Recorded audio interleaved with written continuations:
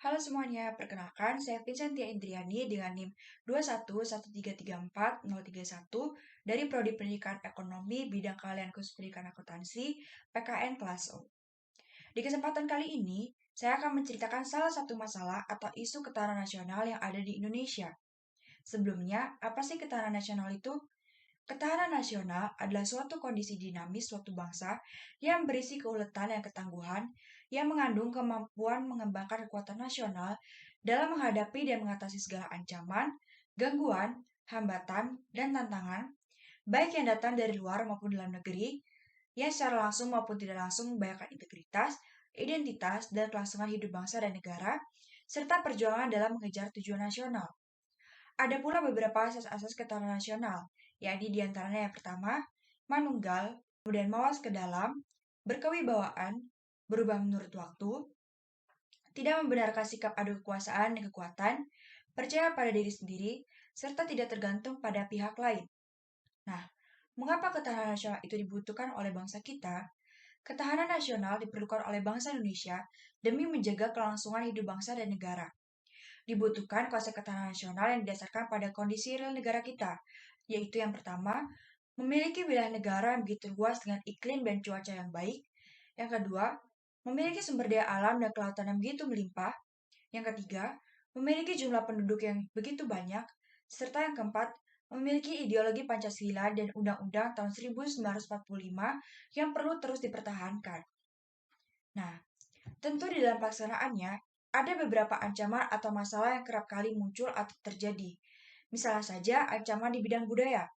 Contoh yang pertama datang dari Malaysia mengklaim dan mempatenkan batik motif parang rusak, angklung, wayang kulit, hingga kendang. Sehingga Sekjen Departemen Kebudayaan dan Pariwisata saat itu, Sabta Nirwandar, menyatakan bahwa pemerintah telah mendaftarkan batik dan angklung ke UNESCO sebagai Masterpiece World Heritage. Ada pula para seniman Ponorogo yang dibuat terkejut oleh munculnya tarik borongan datang dari Malaysia yang sangat mirip dengan reok Ponorogo. Padahal, pemerintah Kabupaten Ponorogo telah mendaftarkan reok Ponorogo dan mendapatkan hak cipta nomor 026377 pada 11 Februari tahun 2004. Kemudian ancaman berikutnya datang dari aspek pertahanan maritim. Sebagai negara yang berada di antara dua benua dan dua samudra, sudah seharusnya Indonesia membangun kekuatan pertahanan maritim. Hal ini diperlukan bukan saja hanya untuk menjaga kedaulatan dan kekayaan maritim Indonesia, tetapi juga untuk menjaga keselamatan pelayaran dan keamanan maritim bagi seluruh kapal Indonesia maupun kapal-kapal dari negara lain yang berlayar melalui perairan Indonesia. Contoh kasusnya adalah illegal fishing yang kerap kali terjadi di perbatasan.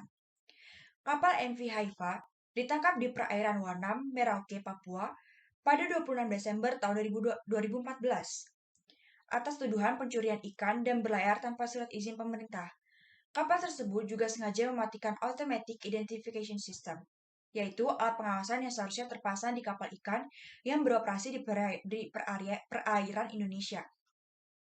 Hasil dugaan curian kapal itu terdiri dari 800.658 ton ikan beku, 100.044 ton udang beku, serta 66 ton ikan hiu martil dan hiu koboi yang dilindungi dan dilarang untuk ditangkap dan diekspor ke luar negeri. Kapal MV Haifa ini sudah diduga sudah 7 kali beraksi di Indonesia sehingga diperkirakan merugikan negara sebesar 70 miliar rupiah. Ancaman-ancaman tersebut, jika dibiarkan, akan menjadi masalah besar bagi ketahanan nasional bangsa kita.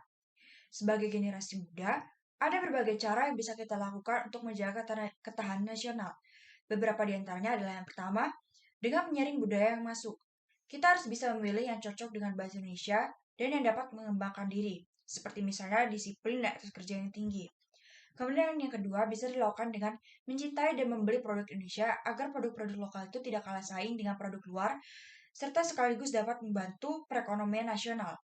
Kemudian yang ketiga, bisa dengan menjaga ketertiban dan keamanan dimanapun kita berada. Itulah sedikit konsep mengenai ketahanan nasional, beberapa isu ancaman terhadap ketahanan nasional, dan cara penanganannya. Semoga bermanfaat.